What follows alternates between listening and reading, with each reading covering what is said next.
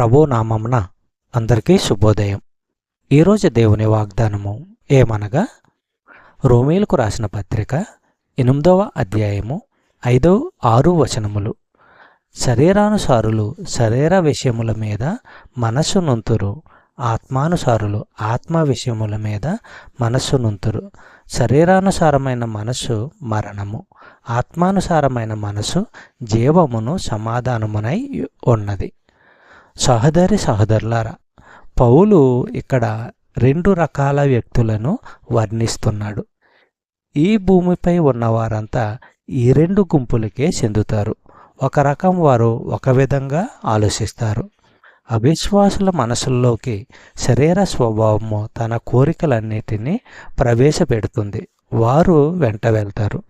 దేవుని ఆత్మ తన కోరికలను విశ్వాసుల మనసుల్లోకి తెస్తాడు. ఆయన వారి కోసము ఆశించే విషయాలతో వారి మనస్సు నిండి ఉంటే వారు వాటి వెంట వెళ్తారు. ఒక వ్యక్తి ఆలోచించే విధానము అతని జీవిత విధానంపై ఎంతో ప్రభావం చూపుతుంది. చెప్పబడిన వాగ్దానము దేవుడు దీవించి ఆశీర్వదించునుగాక. ఆమేన్.